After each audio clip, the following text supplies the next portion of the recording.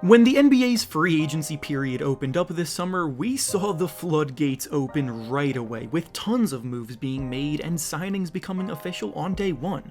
And as that week played out, most of the other available players either found new homes or re-signed with their existing homes.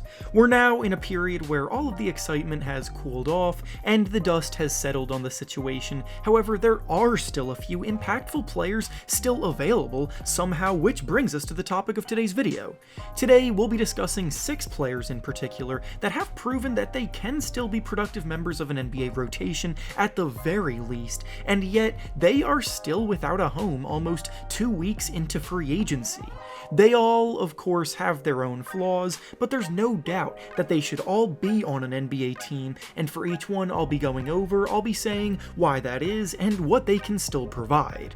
Before we start though, make sure to like the video and subscribe to the channel, as all support is very much appreciated. Now with that being said, let's begin.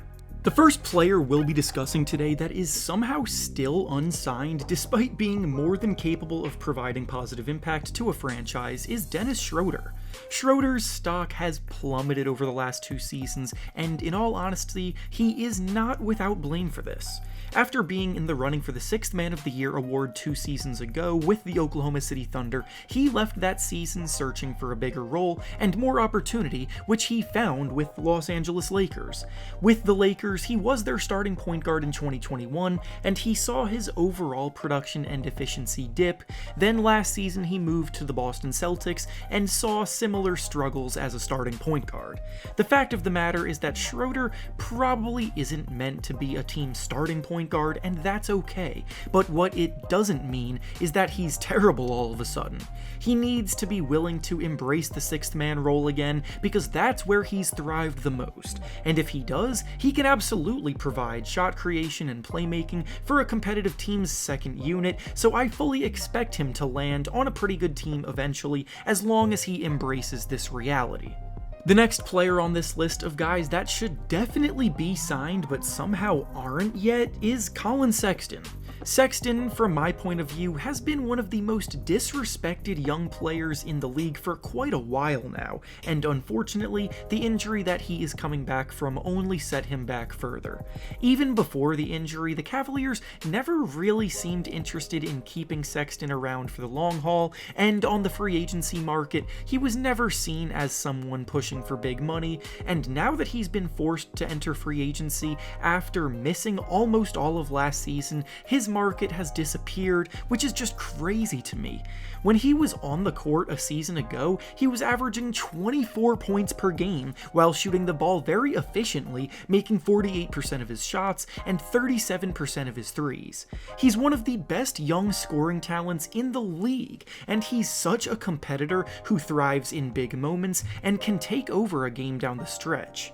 Sure, he's a bit undersized for a 2 guard and doesn't quite possess the playmaking skills to be a full-time point guard, but to overlook all of the positive that he brings just because of those few negatives is insane to me, and wherever he does eventually land, we'll end up getting a steal of a signing.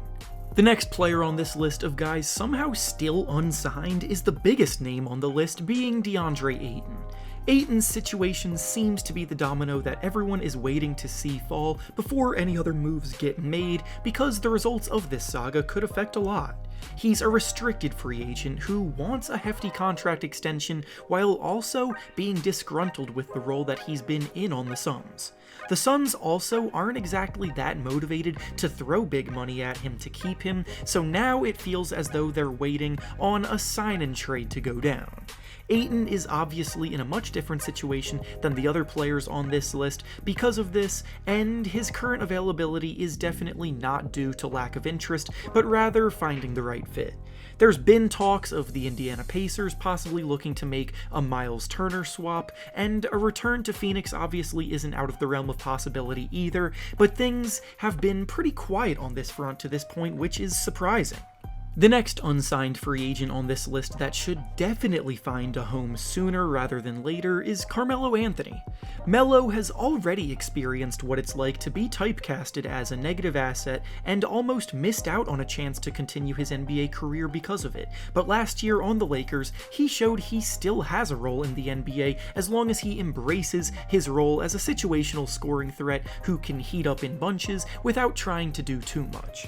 Obviously, buying into this mindset was one of the difficulties that resulted in teams losing interest in him, but in Los Angeles, he proved he could embrace it and do a good job at it too.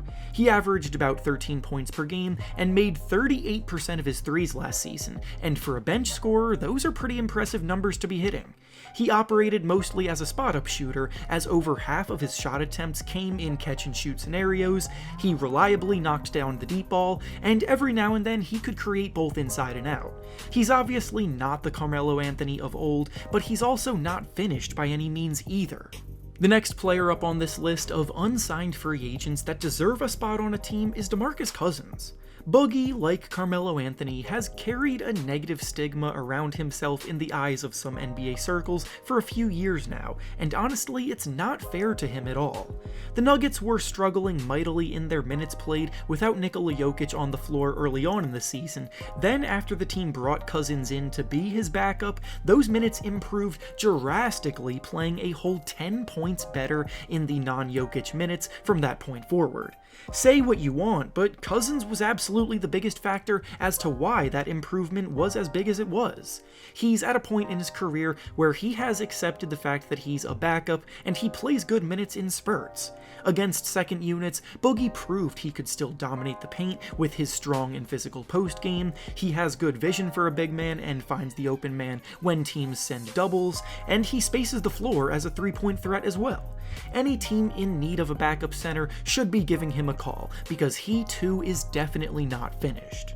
And finally, the last player on this list that should definitely have been signed by now is Hassan Whiteside. You'll probably notice a trend with all of the selections on this list because they're all players who at one point became a bit overrated in the eyes of the average fan, and now the opinion on them has flipped so far in the opposite direction that they are now underrated.